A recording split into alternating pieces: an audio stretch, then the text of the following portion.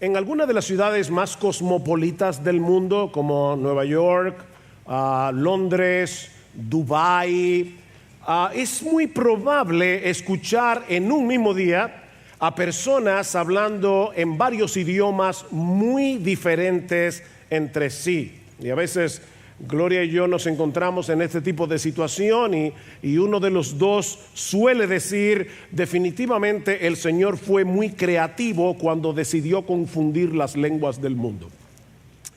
Escuchas a un italiano, escuchas a un portugués y hay palabras que tú puedes distinguir, pero de repente te encuentras con alguien hablando en mandarín o hablando en urdu o hablando en árabe y no tienes la menor idea de lo que está diciendo.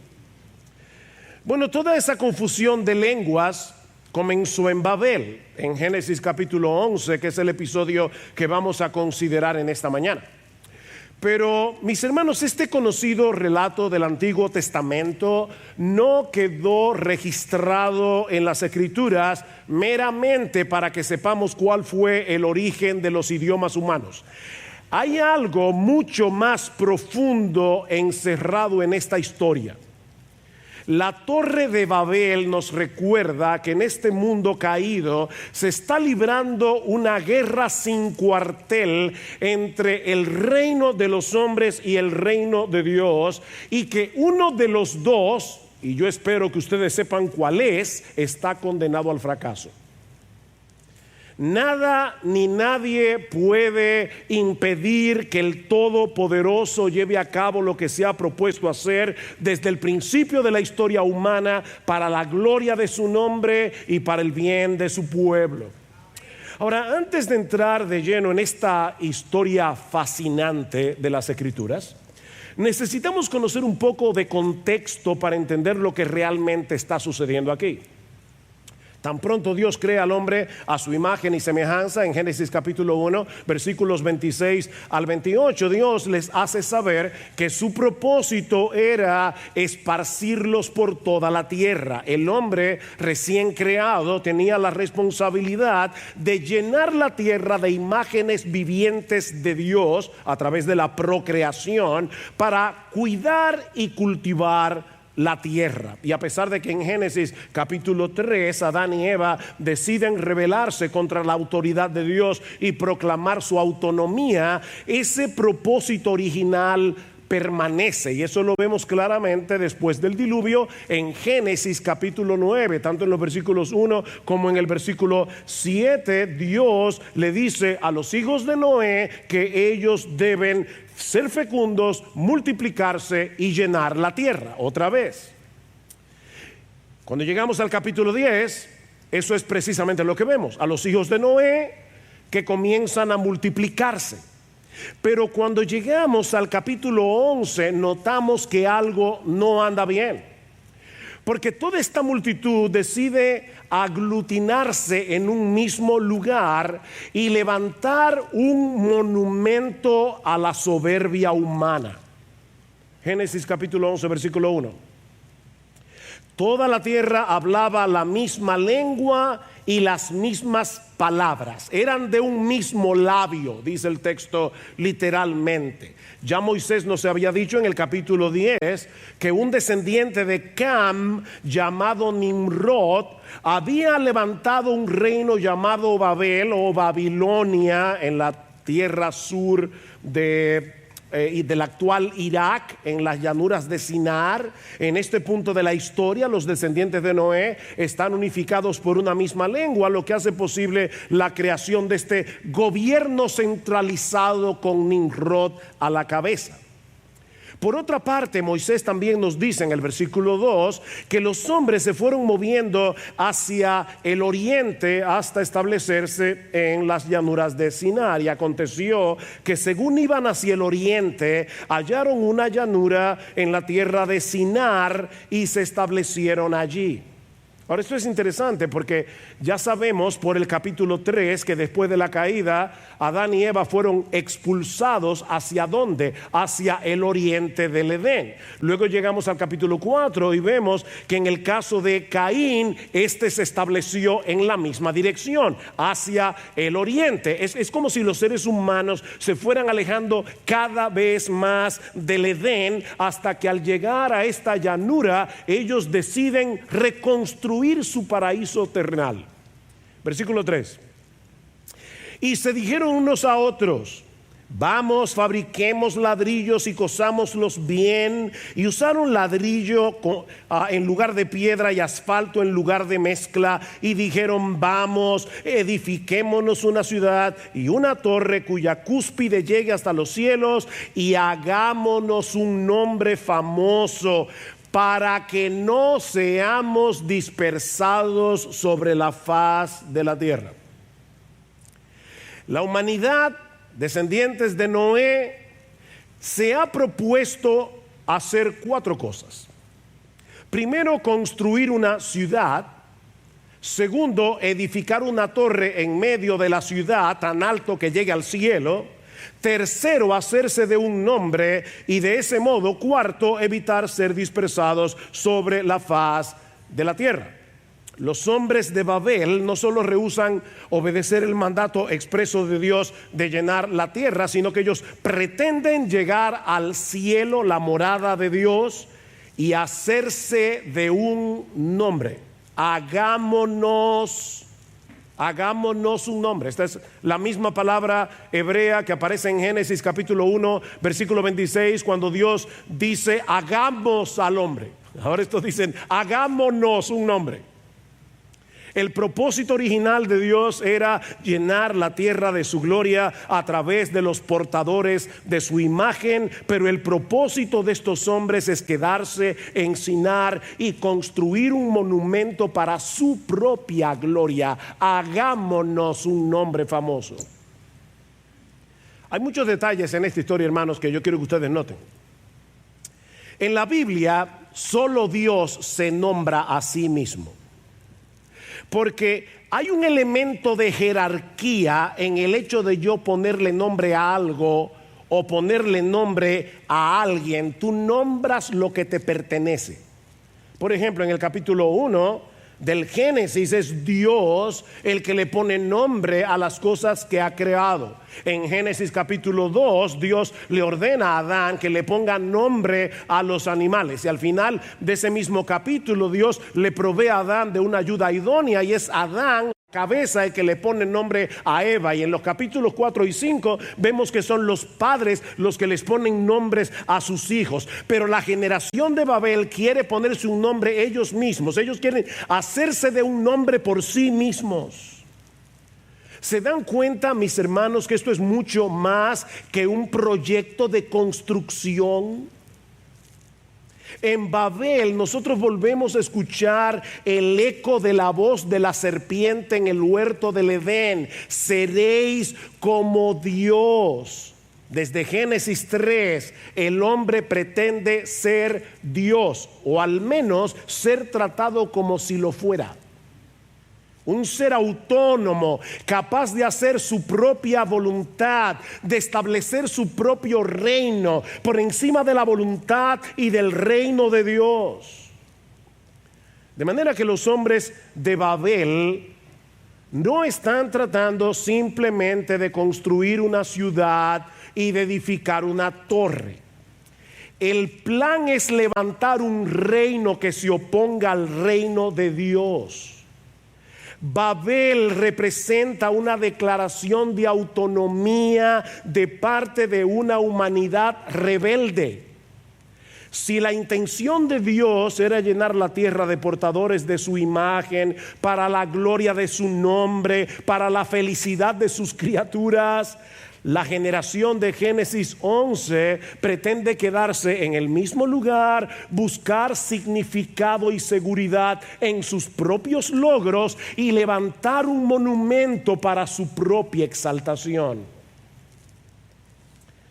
Pero si algo aprendemos en las Escrituras es que hay un solo soberano universal cuya voluntad siempre prevalece. Uno solo. Y esa es una muy buena noticia, mis hermanos, porque los planes de Dios siempre, siempre, siempre son infinitamente mejores que los nuestros. En el cielo no hay ninguna señal de alarma ante esta ridícula manifestación de soberbia y de rebelión. ¿Cómo reacciona Dios a este proyecto? Bueno, veamos en segundo lugar la reacción de Dios a la autoexaltación humana. Versículo 5. Y el Señor descendió para ver la ciudad y la torre que habían edificado los hijos de los hombres. Este pasaje está cargado de ironía y lamentablemente un juego de palabras que no se entiende en español, se entiende en el idioma original, pero por un lado Dios se refiere a esta gente como los hijos de los hombres, ¿se dieron cuenta?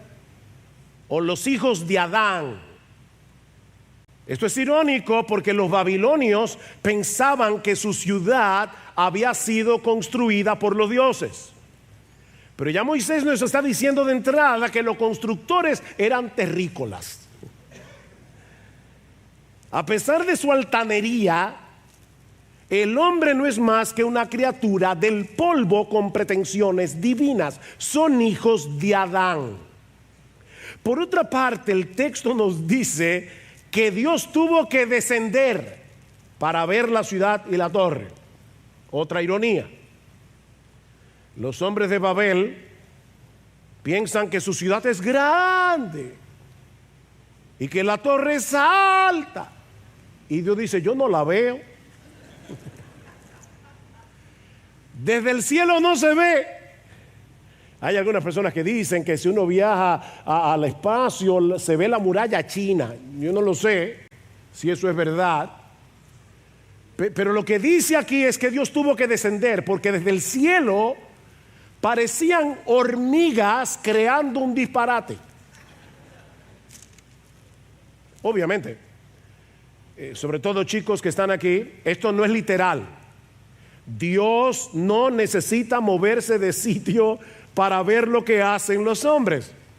Pero el texto quiere resaltar la ridiculez de la pretensión humana ante la grandeza de Dios. Dice el profeta Isaías que las naciones le son como la gota de agua que cae del cubo y como menudo polvo en las balanzas le son estimadas, que son todas las naciones juntos para Dios. Una gota de agua, ustedes han visto cuando están limpiando la casa y del cubo se cae una gota de agua. Bueno, esas son todas las naciones juntas delante de Dios. Una mota de polvo, nada. Y más adelante sigue diciendo, Él está sentado sobre el círculo de la tierra, cuyos moradores son como langostas. Él convierte en nada a los poderosos y a los que gobiernan la tierra hace como cosa vana. Hablando en un lenguaje actual, la ONU, la OEA, la OTAN y cualquier otra organización que tú te puedas imaginar, aunque parecen grandes torres, organismos poderosos que están jugando al ajedrez con todos nosotros y que hacen lo que les da la gana, para Dios son nada. Nada. Todas juntas son como la gota que se cae del cubo. Y el poder de todas esas naciones llegará hasta donde Dios le permita llegar. Una humanidad rebelde conglomerada para alcanzar un mismo propósito es un problema, y no para Dios, para nosotros, los hombres.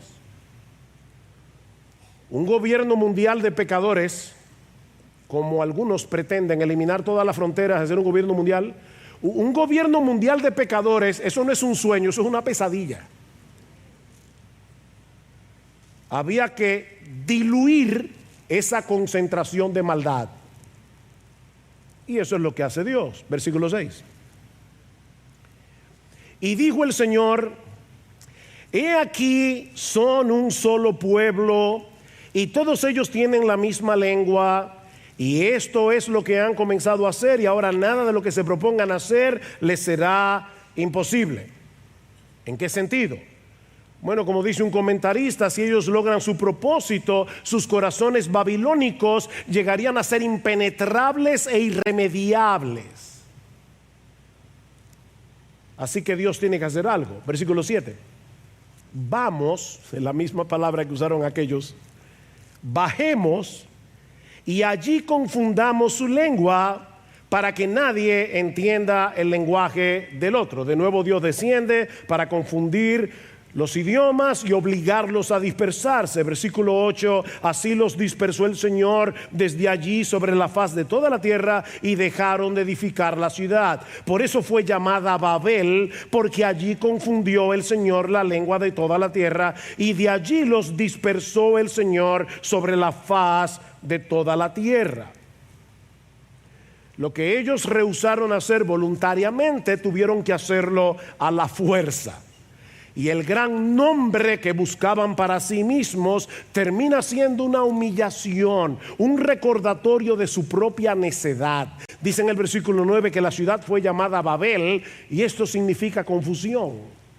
¿Por qué? Porque allí confundió el Señor la lengua de toda la tierra. Mis hermanos, los miles de idiomas y dialectos que existen en el mundo no son una manifestación de la capacidad humana para inventarse tantas formas distintas de comunicación. No, mis hermanos, esto no es un logro, esto es un recuerdo de nuestra necedad. Y de que la voluntad de Dios siempre termina imponiéndose sobre toda rebelión. Dios es Dios. Miren, hermanos, cuando el adversario es Dios, el otro lleva todas las de perder. Mi amigo que estás aquí sin Cristo, cuando el adversario es Dios, tú llevas todas las de perder. De hecho, cientos de años más tarde, uno de los reyes babilonios llamado Nabucodonosor tuvo que reconocer, Daniel 4, y aquí lamentablemente tenemos que decir que Nabucodonosor tenía una mejor teología que muchos evangélicos hoy. ¿Qué dice Nabucodonosor? Todos los habitantes de la tierra son considerados como nada, y él hace según su voluntad en el ejército del cielo y en los habitantes de la tierra, y no hay quien detenga su mano y le diga ¿qué haces? ¿Han visto esos niños que van a tomar un adorno y el padre le dice no? Y el niño vuelve, no. Bueno, nadie le puede decir a Dios no. No hay quien detenga su mano. No hay quien lo llame a cuentas y le pregunta ¿qué haces? Los hombres de Babel decidieron quedarse en un mismo lugar, hacerse de un nombre, llegar hasta el cielo. Al final terminan dispersos y sin poder entenderse unos con otros. Y aunque este pasaje no contiene una promesa explícita de gracia, como de hecho sí ocurre en cada uno de los juicios que encontramos en el libro del Génesis hasta el capítulo 11, yo creo que la misericordia de Dios se manifiesta en el juicio mismo. Hermanos, yo repito esto de nuevo. Si los hombres de Babel hubieran tenido éxito en establecer en la tierra un reino secular globalizado, para usar una palabra que está de moda, que abarque a todo el mundo, no habría habido lugar para el establecimiento del reino de Dios. Pero Dios tiene un plan con este mundo rebelde. Y eso lo vemos inmediatamente después de Babel con el llamamiento de Abraham. Ya leímos Génesis capítulo 12, versículos 1 al 3. Y el Señor dijo a Abraham: vete de tu tierra, de entre tus parientes y de la casa de tu padre, a la tierra que yo te mostraré. Haré de ti una nación grande, te bendeciré, yo engrandeceré tu nombre y serás bendición. Bendeciré a los que te bendigan, al que te maldiga maldeciré, y en ti serán benditas todas las familias de la tierra. Lo que los hombres de Babel querían lograr por sí mismos, Dios promete dárselo a Abraham de pura gracia y bendecir a todas las naciones que surgieron de Babel a través de uno de los descendientes de Abraham. Dios mismo habría de unificar a gente de todo pueblo, lengua y nación, pero no alrededor de una torre, no a través de un gobierno mundial centralizado.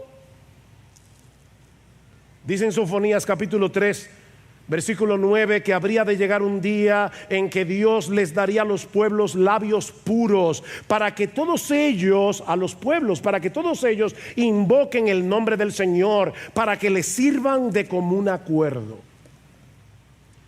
¿Cuándo comenzó a cumplirse esta profecía? En Pentecostés, cuando Dios revirtió los efectos de Babel por medio del evangelio de la gloria de Cristo. Lucas relata en Hechos capítulo 2 que en el día de Pentecostés todos los discípulos de Jesús fueron llenos del Espíritu Santo y comenzaron a hablar en otras lenguas según el Espíritu les daba habilidad para expresarse. Y había judíos que moraban en Jerusalén, hombres piadosos procedentes de todas las naciones bajo el cielo. Y al ocurrir este estruendo, la multitud se juntó y estaban desconcertados. ¿Por qué? Porque cada uno los oía hablar en su propia lengua. ¿Ven? El efecto contrario de Babel. Y estaban asombrados y se maravillaban diciendo: mirad, ¿no son galileos todos los que están hablando? ¿Cómo es que cada uno de nosotros los oímos hablar en nuestra lengua en la que hemos nacido? Y ahora Lucas menciona partos, medos, elamitas, habitantes de Mesopotamia, de Judea, de Capadocia, del Ponto, de Asia, de Frigia, de Panfilia, de Egipto, de las regiones de Libia, alrededor de Cirene, viajeros de Roma, judíos como prosélitos, cretenses y árabes. Es decir, todas partes del mundo estaban allí. Los oímos hablar en nuestro idioma de las maravillas de Dios. Pentecostés es la cara inversa de Babel. Ahora es Dios el exaltado por todas las naciones del mundo conocido. Un movimiento que habría de comenzar en Pentecostés, un movimiento de expansión que nada ni nadie podrá detener, comenzando en Jerusalén, luego en toda Judea y Samaria y hasta lo último de la tierra. Mis hermanos, Babilonia, y hablo de Babilonia, ¿verdad?, como un símbolo del poder secular, del poderío mundial de las naciones. Babilonia parece invencible. Babilonia hoy parece arrolladora. Pero ¿saben qué? Babilonia caerá para no volver a levantarse nunca más. Léete Apocalipsis capítulo 17, léete Apocalipsis capítulo 18, los primeros versículos del capítulo 19. Ha caído Babilonia, y los efectos de Babel que fueron revertidos en Pentecostés, ¿saben qué? Al final resultarán en una mayor gloria para nuestro Señor Jesucristo. Algún día tú y yo contemplaremos lo que Juan solo pudo ver en una visión. Una gran multitud que nadie podía contar, de todas las naciones, tribus, pueblos y lenguas, que salieron de Babel de pie delante del trono y delante del Cordero, vestido con vestiduras blancas y con palmas en las manos, clamando a gran voz: la salvación pertenece a nuestro Dios que está sentado en el trono y al Cordero. Ese Salvador que murió en debilidad en una cruz, resucitó con poder y recibió de su Padre un nombre que es sobre todo nombre, para que en el nombre de Jesús se doble toda rodilla y toda lengua de los miles idiomas y dialectos que salieron de Babel, confiesen que Jesucristo es el Señor, para la gloria de Dios el Padre. Como Dios siempre gana, la rebeldía de Babel ha resultado en una mayor gloria, o déjame insistir en esto, en una gloria globalizada, pero para el nombre de Jesús.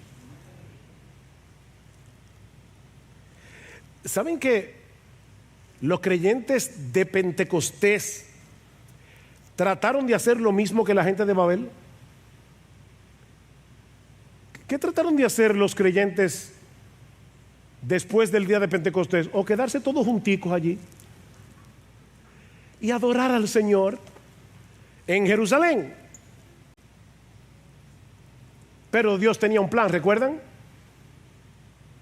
Llenar la tierra de sus imágenes vivientes.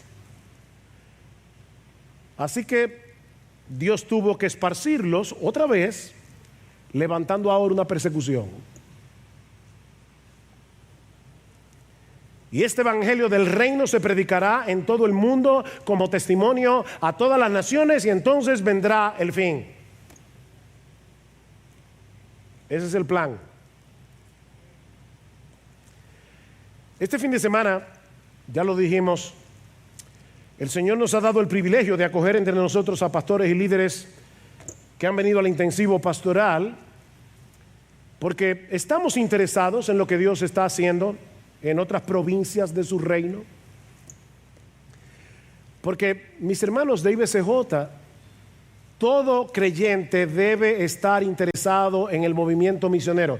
Todo verdadero creyente tiene que estar interesado en la expansión del evangelio. Si no vas tú, debes ayudar a los que van o orar por aquellos que ya están allí, predicando el evangelio.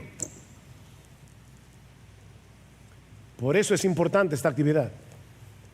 No es para nosotros bendecir a otros, es que nosotros somos bendecidos al palpar de una manera más cercana que el evangelio no se circunscribe a estas paredes. Gracias al Señor por hombres fieles que están predicando el evangelio en otros lugares, y algunos de ellos en lugares muy difíciles. Queridos pastores y líderes que vinieron al intensivo, nosotros sabemos que muchos de ustedes están en lugares difíciles. Algunos vinieron de Estados Unidos, México, Chile, Costa Rica, Puerto Rico, Colombia, Venezuela, Paraguay, Inglaterra y hasta de República Dominicana. Cada uno de nosotros tiene sus retos en el lugar donde está. Pero yo quiero que tú te vayas de aquí esta mañana recordando una verdad muy simple. El evangelio sigue siendo poder de Dios para salvación. Creyentes de IBCJ, el evangelio sigue siendo poder de Dios para salvación. Mis hermanos, el secularismo seguirá construyendo sus torres, tratando de globalizar su agenda de maldad, pero la palabra de Dios seguirá siendo viva y eficaz. Cristo seguirá sentado en su trono y sus elegidos continuarán viniendo a Él en arrepentimiento y fe por el poder del Espíritu Santo. Nadie puede impedir que eso pase.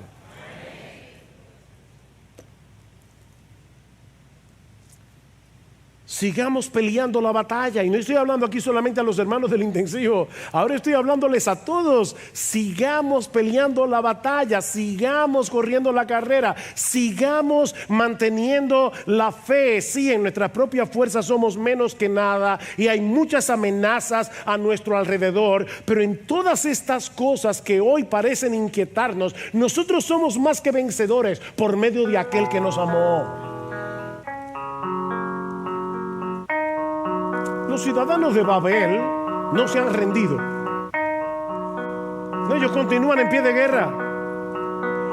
Pero Cristo sigue sentado en su trono y ese trono no tiene rival. Él es Rey de Reyes, Él es Señor de Señores. Él tiene un nombre que es por encima de todo nombre. El nombre de Jesús está por encima de la ONU. El nombre de Jesús está por encima de la OEA. El nombre de Jesús está por encima de Planned Parenthood. El nombre de Jesús está por encima del movimiento feminista. El nombre de Jesús está por encima de la ideología de género. Solo Él es Señor de Señores y Rey de Reyes. Solo Él.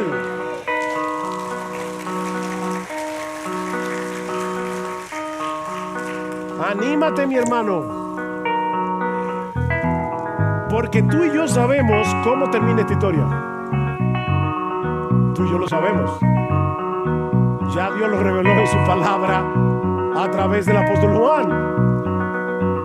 Y miré y oí la voz de muchos ángeles alrededor del trono y de los seres vivientes y de los ancianos, y el número de ellos era miríadas de miríadas y millares de millares, que decían a gran voz: el cordero que fue inmolado digno es de recibir el poder, las riquezas, la sabiduría, la fortaleza, el honor, la gloria y la alabanza, y a toda cosa creada que está en el cielo, sobre la tierra y debajo de la tierra y en el mar, y a todas las cosas que en ellos hay. Oí decir al que está sentado en el trono y al cordero: sea la alabanza, la honra, la gloria y el dominio por los siglos de los siglos. Amén. Nuestro Señor venció. Y eso es lo que vamos a recordar hoy al participar de la cena. El precio que Él pagó para que tú y yo, débiles mortales, participemos de su victoria. No temáis, manada pequeña, a vuestro Padre ha placido daros el reino. No temáis, manada pequeña. Cristo derramó su sangre en la cruz para que nosotros seamos suyos y para que en Él seamos más que vencedores. Más que vencedores.